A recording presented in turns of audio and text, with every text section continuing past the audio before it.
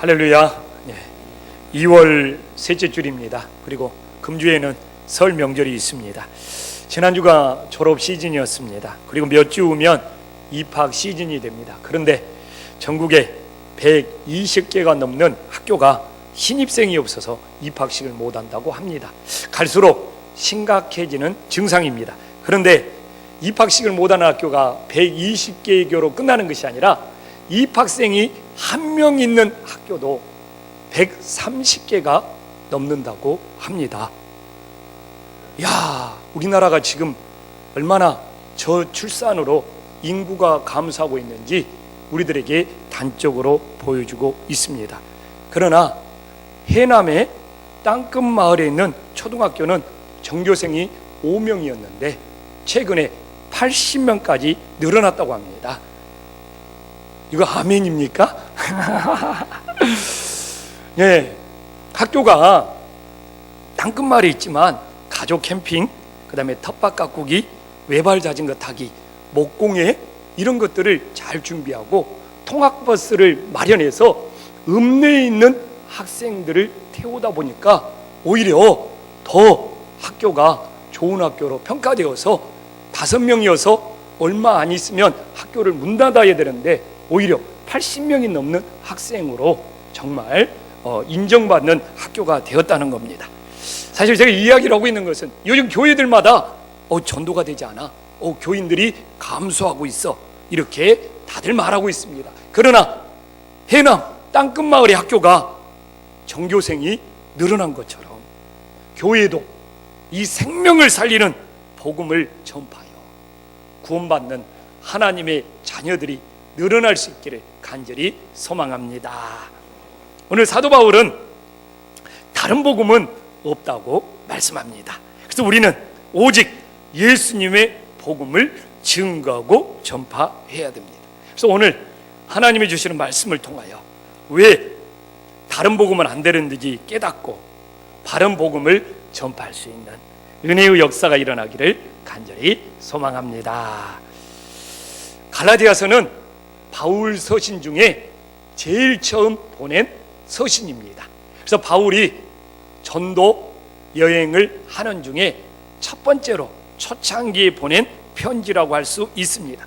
그래서 그런지 사도 바울의 열정이 그대로 담겨져 있고 사도 바울이 굉장히 하나님의 말씀을 직설적으로 선포하고 있습니다. 오늘도 사도 바울은 하나님의 말씀을 전파하면서 다른 복음을 전하면 저주를 받을지어다, 이렇게 8절과 9절에 반복적으로 아주 세게 말하고 있습니다. 여러분, 옆 사람한테 인사 한번 할까요? 당신 예수님 떠나면 저주받아? 말하기 쉽나요? 한번 옆 사람한테 한번 해보세요. 당신 예수님 떠나면 저주받을 줄 알아? 옆 사람한테 인사 한번 해보세요. 야. 그런데 왜 사도 바울이 저주라는 말까지 사용하면서 갈라디아 교인들을 책망하고 있습니까? 바로 오늘 그 답이 6절에 나와 있습니다. 아니, 사도 바울이 갈라디아 지역에 열심히 예수님을 전해서 복음을 증거했는데 이 갈라디아 교인들이 다른 복음을 따르는 거예요. 그것도 속히 떠나서 다른 복음을 따르는데 사도 바울이 그것이 이상하다는 것은 사도 바울이 너무너무 괴로운 심정이 그대로 담겨져 있습니다. 근데 여기서 7절에 보면 다른 복음은 뭡니까? 성도들의 마음을 교란하여 정말 그리스도의 복음을 변하게 만들어버리는 거예요. 그래서 우리의 마음을 혼란스럽게 만들어서 예수님의 십자가의 복음을 변질시켜 버리는 거예요. 그래서 우리들의 마음이 교란되고 우리들이 정말 그리스도의 복음이 진정한 십자가의 피 묻은 복음이 되어야 되는데 세상의 것들을 물타듯이 희석시켜버리고 혼합시켜서 변질시켜버리면 안 된다는 것이죠. 여러분, 예수님이 주신 복음이 우리들에게 불완전한 것을 주셨겠습니까? 하나님께서 너희들에게 생명의 복음을 주는데 이건 불완전한 거야. 그래서 너희들이 뭔가를 더해야 돼. 예수님은 이런 복음을 주시지 않았어요. 예수님이 주신 복음은 복음 자체가 완전하여 우리의 생명을 구원하기에 조금도 부족함이 없음을 믿으시기를 간절히 축원합니다. 그래서 예수님이 주신 복음은 완전해요. 그렇기 때문에 여기에 우리가 다른 것을 섞거나 다른 것을 더하면 그 복음은 변질되는 거예요. 예수님은 절대로 우리들에게 불완전한 복음을 주시지 않았습니다. 그래서 하나님이 주신 완전한 복음을 우리는 있는 그대로 받아들이면 되는 것입니다. 그런데 이 갈라디아 교인들이 속히 떠나 다른 복음을 따르고 마음이 혼란스러워서 그리스도의 복음을 변질시키는 이유는 무엇입니까? 오늘 6절 초반부에 시작하면서 사도 바울은 뭡니까? 그리스도의 은혜로 너희를 부르신 일을 이들이 망각하는 거예요. 예수님이 십자가의 사랑으로 우리를 부르셨다는 것을, 예수님의 십자가의 사랑이 우리를 구원하기에 완전한데 이것을 망각하고 이것을 잊어버리기 때문에 속히 떠나 다른 길로 다른 복음으로 가고 있는 겁니다.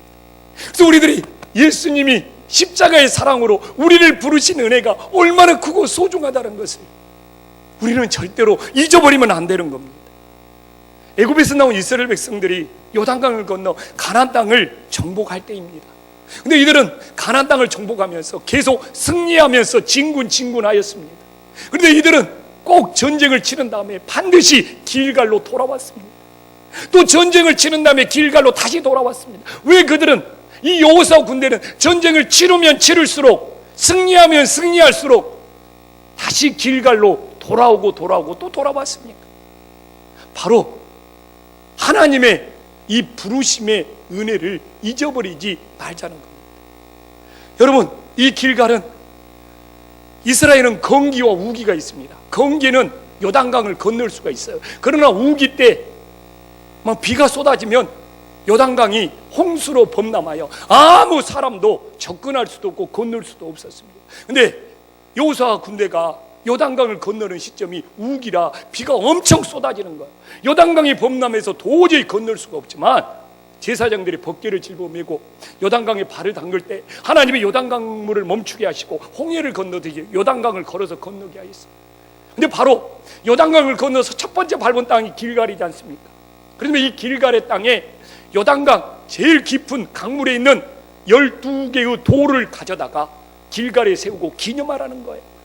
너희들이 이 요단강을 하나님의 은혜로 도저히 우기에 홍수가 범람하여 건널 수 없는 이 요단강을 하나님의 은혜로 건넜다는 것을 기억해라고 12지파니까 12개의 돌을 길갈에 세워놨습니다. 사람인지라 여호수아 군대가 백전백승이지 않습니까? 전쟁에서 승리하다 보면 사람은 자기도 모르게 착각에 빠지는 거예요. 내 힘으로 승리하는 줄 알아. 그래서 여호수아는 내 힘으로 이 전쟁에서 승리했다는 그 착각에 빠지지 않도록 그 군대를 다시 내리고 길갈로 돌아와서 요단강을 바라보면서 은혜의, 그 부르심의 은혜의 처음 자리로 돌아가고 있는 겁니다. 믿음은 이 하나님이 우리를 불러주신 이 은혜와 내가 뭔가를 행한다는 이 율법의 영적인 싸움입니다. 지난주 제가 성도님과 교제를 나누다가 그런 이야기를 한 적이 있습니다. 교회에서 하는 일이 점점 많아지면 자신도 모르게 무언가 교회에서 티를 내는 뭔가 행위를 한다는 거예요. 목에 힘이 들어간다든지, 눈빛이 싸나워진다든지, 말이 세진다든지, 아니면 뭔가 자기의 이렇게 하고 있다는 것을 인정받고 싶어 하는데 뭔가 티가 나. 그건 잘 모르지만 뭔가 티가 나. 그런데 여러분, 뭔가 교회에서 이 일을 하면 할수록 티가 난다는 것은 예수님이 나를 불러주신 은혜보다도 자기가 하나님 앞에 뭔가 행하고 있다는 것이 더 커지고 있는 것이죠. 그런데 그 이야기를 나누고 떠나보낸 다음에 우리 교회에서 가장 티를 내는 사람이 누구인지 내 머리에 문득 떠오르는 거예요. 긴장하지 마십시오. 이 교회에서 제일 티를 내는 사람이 누구다는 게 문득, 누군지 압니까? 김포 한식교회 담임 목사예요. 바로 제가 우리 김포안식교회에서 뭔가 하고 있다는 티를 제일 많이 내는 사람이더라고요. 그분하고 이야기를 나누고 돌려보낸 다음에 그 마음이 제 마음속에 물밀듯 밀려오는 거예요. 그래, 내가 이 교회에서 주인 노릇하고 내가 이 교회에서 가장 인정받고 싶은 사람인지 정말 모른다. 그렇기 때문에 내가 끊임없이 그 자리에서 내려와야 한다. 그래서 우리 김포안식교는 오직 담임 목사가 예수 그리스도가 되어야 된다. 정말 우리 김포안식교회 성도 모든 분들이 내가 교회에서 어떤 일을 할지라도 길갈로 돌아가 다시 하나님의 부르심의 은혜가 우리들의 신앙 속에 더 커질 수 있기를 간절히 소망합니다. 바울이 지금 갈라디아 교회에 이 8절과 9절에 다른 복음을 전하면 저주를 받을지어다, 그것도 한 번도 아니고 반복적으로 말한 것에 대해서 사실 굉장히 논란거리가 있습니다. 혹자는 사울이 이 초창기 사역이라 아직 경륜도 부족하고 아직 다듬어지지 않아서 이렇게 지나친 말을 하게 되었다, 이렇게 말하는 분들도 제법 있더라고요. 과연 바울이 다듬어지지 않아서 그런 말을 했을까요? 저는 바울이 이렇게 말한 의도를 묵상해 봐야 된다고 생각을 합니다. 바울의 이 믿음의 중심은 십자가 믿음이에요. 근데 바울은 그냥 십자가가 아니라 이 십자가에 예수님이 우리들의 저주를 짊어지셨다는 그 신앙의 확신이 분명합니다. 그래서 사도 바울은 너희들이 십자가를 바라볼 때마다 예수님께서 우리들의 저주를 짊어지셨다는 것을 믿음으로의 눈으로 바라보지 아니하면 너희들의 믿음은 실패한다는 겁니다. 그래서 십자가에 달리신, 그래서 우리의 저주를 짊어지신 예수님을 바라보지 못하고 너희들이 다시 자신들의 행위나 율법으로 돌아가면 너희들은 저주 아래로 다시 들어가는 것이다. 그러면서 이 사도 바울의 이 신앙 고백을 갈라디아서 3장 13절에서 분명히 정리를 합니다. 우리가 갈라디아서 3장 13절 한 목소리 다 함께 읽어보겠습니다. 시작. 그리스도께서 우리를 위하여 저주를 받은 바 되사 율법의 저주에서 우리를 속량하셨으니 기록된 바 나무에 달린 자마다 저주 아래 있는 자라 하였습니다. 그렇기 때문에 사도 바울이 지나치게 말하려고 하는 것이 아니라 사도 바울의 십자가의 신학은 우리의 저주를 짊어지신 예수 그리스도란 말입니다. 그래서 그 십자가의 은혜를 떠나는 자는 다시 자기 자신이 저주받는 인생으로 들어간다는 것이죠. 그런데 이 말씀을 그냥 오고 있는 것이 아니에요. 기록된 바라는 것은 구약의 말씀을 인용하고 있다는 것이죠. 신명기 21장 23절을 인용하고 있습니다. 유대인들은 이 말씀을 굉장히 중요하게 생각합니다. 한 목소리 한번 읽어보겠습니다. 시작. 그 시체를 나무에 밤새도록 두지 말고 그날에 장사하여 내 하나님 여호와께서 내게 기업으로 주시는 땅을 더럽히지 말라. 나무에 달린 자는 하나님께 저주를 받았습니다. 그래서 유대인들은요, 이 신명기 말씀을 굉장히 중요하기 때문에 사람이 죽을 때 사형을 당하든 물에 빠져 죽든 교통사고로 죽든 다 죽어도 다시 부활할 가능성이 있다고 유대인들은 생각합니다. 근데 유일하게 부활할 가능성이 없는 죽음이 하나 있어.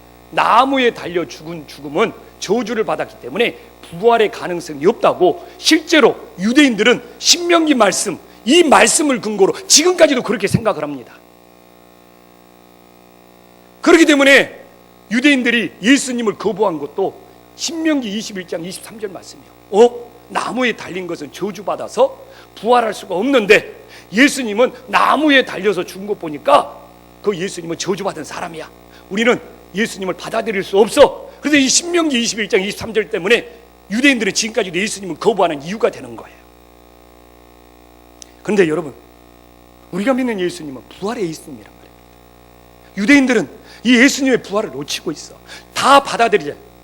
나무에 달린 것이 저주받은 거 좋다 이거죠. 예수님이 십자가의 나무에 달려서 저주를 받았습니다. 그러나 예수님은 사흘 만에 부활하셔서 우리의 모든 저주를 풀어주시고 해방시켜주신 하나님이 되신 줄 믿으시기를 간절히 축원합니다. 우리가 예수 그리스도를 믿는다는 것은, 십자가에 달리신 예수님을 믿는다는 것은 우리를 저주에서 풀어주시고 우리를 저주에서 해방시켜 주신 하나님을 믿는 거예요. 그렇기 때문에 십자가에 달리신 예수님을 떠나는 것은 다시 저주 아래로 들어가는 바울의 십자가의 신학의 어떤 간절한 고백이 되는 거예요. 자, 한번 따라서겠습니다. 예수님이 십자가에 달리시사 우리를 저주에서 해방시키셨습니다. 아멘. 이 믿음이 사도 바울의 십자가 신앙의 중심인 거예요.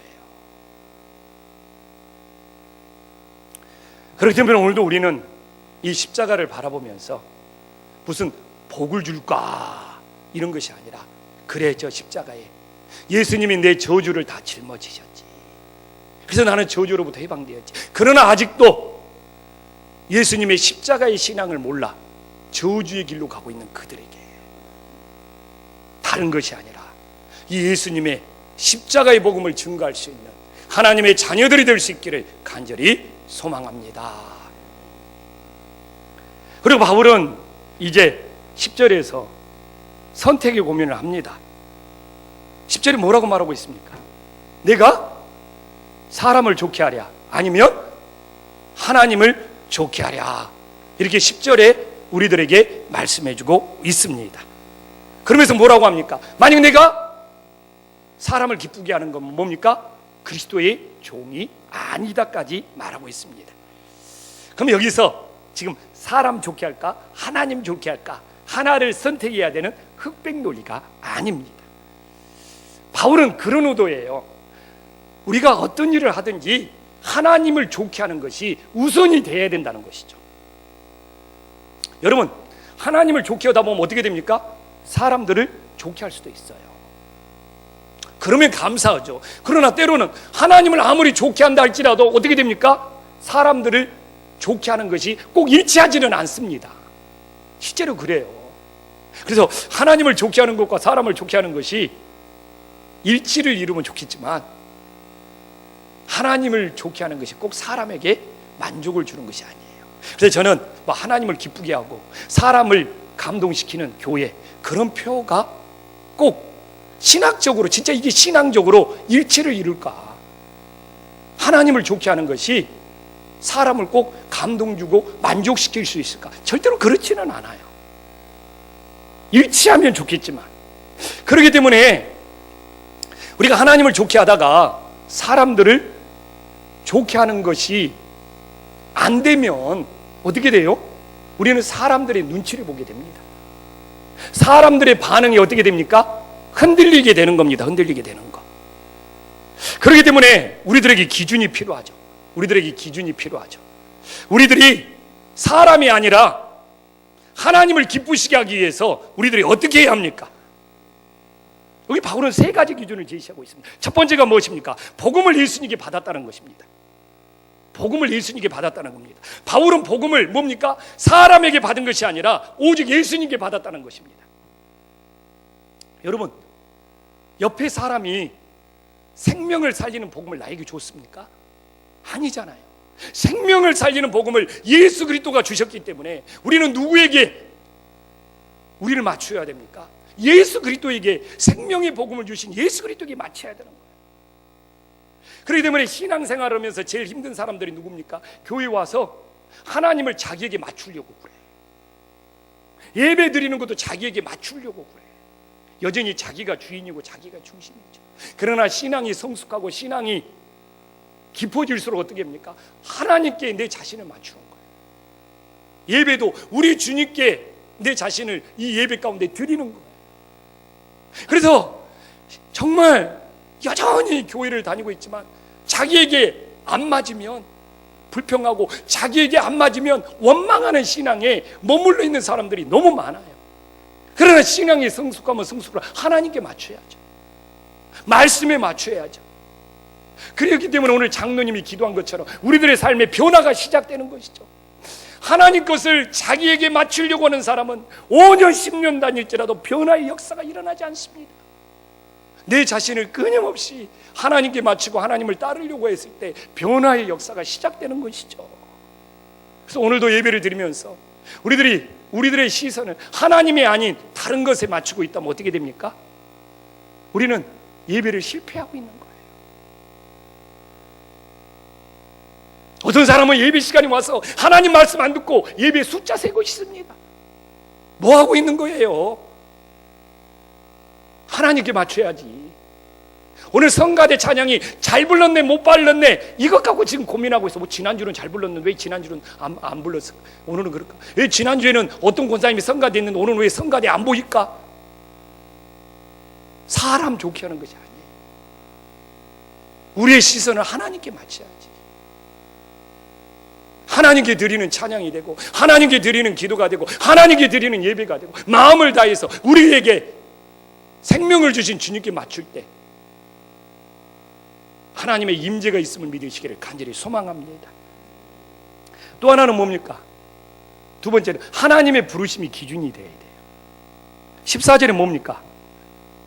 바울 무지 열심이었어요. 뭐 영갑자보다 유대교를 지나치게 믿어 내 조상의 전통에 대해 더욱 열심히. 근데 이 열심이 사람들에게 인정받고 싶고 사람들에게 잘 보이는 열심이었습니다. 정말이에요. 그런데 예수님을 만나고 15절에 봐보십시오. 이 은혜의 부르심을 아니까 어머니 태로부터 하나님이 나를, 이 말은 뭡니까? 이 어머니 태에서 하나님이 계획하셨던 안 하셨던 뭡니까? 하나님의 이 부르심의 은혜가 자기의 열심보다 이제 사도 바울은 변화되어서 더 커졌다는 거예요.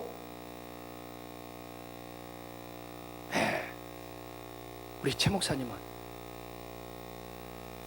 열심은 좀 이렇게 인정받고 싶은 마음이 있어요, 없어요? 있죠. 저도 있어요. 그러나 이 열심보다도 오늘 이 사도 바울의 고백처럼 하나님이 나를 불러주신 그 은혜가 너무너무 크다는 그 감격을 뭡니까? 엄마 뱃속까지 들어가는 거예요. 그래서 오늘도 네가 기쁘게 하는 대상이 그 시속 게임이에요. 내 행위가 더 크면 내가 인정받아야 되고 내가 주목받아야 돼. 그러나 하나님의 부르심이 크면 클수록 하나님을 기쁘게 하시는 쪽으로 가는 거예요. 여러분은 어느 쪽으로 기울고 있습니까? 정말 나를 부르신 은혜가 커서 내가 무슨 일을 할지라도 하나님을 기쁘게 하신 쪽으로 우리의 마음이 향하고 있습니까? 이것이 기준이 될 때 다른 길을 가지 않고 오직 십자가의 은혜의 길을 한번 믿으시기를 간절히 축원합니다. 또 하나는 뭡니까? 하나님께 기도하는 것이 먼저가 되어야 돼요. 사도 바울은 예수님 믿고 변화되어서 16절에 뭐라고 말하고 있습니까? 16절에 혈육과 의논하지 않았다고 말하고 있습니다. 하나님이 부르신 것이 너무 기뻤어. 그 다음에 17절에 뭐라고 말하고 있습니까? 예루살렘에 가서 사도들에게 보이지도 않았어. 사도 바울 인정받고 싶죠. 나 이제 이렇게 변화되었어. 사람들하고 막 이야기도 나누고 싶고 또 그냥 이 예루살렘까지 찾아가서 베드로를 만나서 요한을 만나서 나 이제 이렇게 달라졌어. 나 이렇게 변화되었어. 이렇게 인정받고 싶은 거예요. 그러나 사도 바울은 어디로 갔다고 나와 있습니까? 아라비아로 갔습니다. 이 아라비아에서 3년 동안 기도 동굴에 들어가서 이 광야에서 오직 하나님 앞에 기도하는 일을 3년이나 사도 바울은 보냈습니다. 참 사도 바울 겸손한 사람이에요. 아라비아에서 3년 동안 기도했음에도 불구하고 나 아라비아에서 3년 동안 기도했 이런 말 하지 않잖아요. 저 같았으면 내가 성경 몇 번 읽었고 내가 성경 필사도 몇 번 했고 내가 하루에 몇 시간씩 기도. 근데 사도 바울은 그것도 아라비아에 그거 아니라 3년 동안 기도하는 일이야. 참 우리가 교회 신앙생활도 그렇게 해야 되잖아. 맨날 사람들과 의논해. 그리고 막 누구를 막 찾아다니고 만나.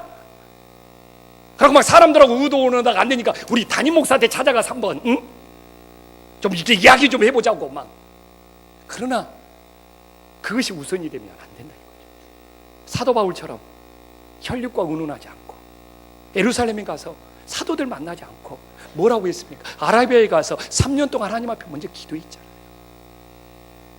우리가 먼저 기도하는 것이 없으면 흔들려요. 교회가 은원도 많고 사람 만나는 것도 중요하지만 그것보다 우리의 믿음의 기준이 흔들리지 않기 위해서는 뭐합니까? 먼저 기도해야 돼요. 아라비아에서 3년 동안 기도했던 것이 사도 바울이 다른 복음이 아니라 진짜 복음을 따를 수 있도록 그를 지켜준 겁니다. 우리 김포한식교회는 사람들의 은원보다, 사람을 찾아가서 인정받는 것보다 사도 바울처럼 아라비아에서 하나님 앞에 먼저 기도할 수 있는 그 은혜의 역사가 일어나기를 간절히 소망합니다. 바울이 정말 저는 그런 생각을 해요. 주님을 기쁘시게 하려는 믿음의 기준 때문에 그의 신앙이 흔들리지 않는 거예요. 만약 사도 바울이 사람을 기쁘게 하려고 했으면 그 사람들이 오히려 핍박해 버렸잖아요. 그러면 그의 믿음이 힘들렸을 거예요. 진짜 처음에는 사도 바울의 이 복음에 사람들이 열광 돌렸지만 나중에는 돌멩이 던지고 막 곤장 때리고 죽이려고 하고 사람들에게 인정받으려고 했다면 사도 바울은 포기하고 다른 길을 갔을지도 모릅니다. 근데 사실 제가 이 말씀을 받으면서 처음에는 저에게 책망의 말씀이었어요. 내가 혹시 사람들을 좋게 하는 것이 아닌가. 그러나 말씀을 끝까지 묵상할수록 이 말씀이 위로의 말씀이 되네요. 제가 모든 성도들을 만족시킬 수 있습니까? 오늘 여기 솔직히 한신교회 조영식 목사가 자기한테 관심 없고 자기한테 신경 안 써준다고 불만 있는 성도들이 있을 수 있습니다. 제가 모든 성도들에게 인정받을 수 있습니까? 저를 험담하는 성도들도 있을 겁니다. 대형교회 목사가 지탄을 받지만 정말 내 동기 목사나 내 후배 목사들을 보면 마음속에 너무 많은 상처들이 쌓여가는 것을 보면서 안타까울 때가 있어요. 그리고 그 마음에 쌓인 상처들을 내 이 동기 목사들이 어떻게 해소를 할 줄 모르더라고요. 대형교회 목사가 지탄을 받지만 정말 가난한 교회에서, 농어촌 교회에서, 개척교회에서 오히려 많은 목사님들이 더 상처받는 목사님들이 많습니다. 여기서 몇 사람만 작정하고 담임 목사 흔들어대며 목회 못해요. 진심으로 말합니다. 저도 개척교회하고 좋은 성도들 만났다고 하지만 진짜 나도 모르게 상처가 쌓여가더라고요. 근데 문제는 어디 가서 막 술 먹고 어쩌고 풀 수가 없어. 그리고 저같이 이렇게 경건하려고 하는 고리타분한 목사는 어떻게 해소해야 될지도 몰라. 그리고 괜히 쉬고 있는 것이 죄책감으로 막 느껴지고 못 벗어나더라고. 솔직히 말로 그러다 보니까 제가 이 교회에서 담임 목사 하는 것도 자신감이 없어져 갑니다. 그래서 저는 김포한심교회 담임 목사는 진짜로 예수 그리스도가 돼야 돼요.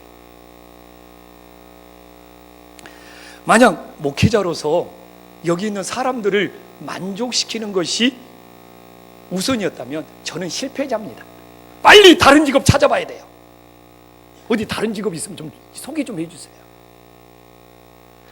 그런데 오늘 제가 이 자리에서 그래도 하나님의 말씀을 선포하고 있는 것이 하나님을 기쁘시게 하는 소망 때문입니다. 그러니까 저는 제가 얘기했잖아요. 처음에 이 말씀이 책망인 줄 알았어요. 그런데 마지막까지 오니까 이 말씀이 위로가 되더라고요. 그렇구나. 정말 사람이 아니라 하나님을 기쁘시게 하는 것이 나에게 책망이 아니고 나를 살리는 은혜의 말씀이 되는구나. 우리 정말 김포한식교회는 사람이 아니라 오직 하나님을 기쁘시게 할 수 있는 그런 교회, 그런 성도님들이 될 수 있기를 주님의 이름으로 간절히 소망합니다.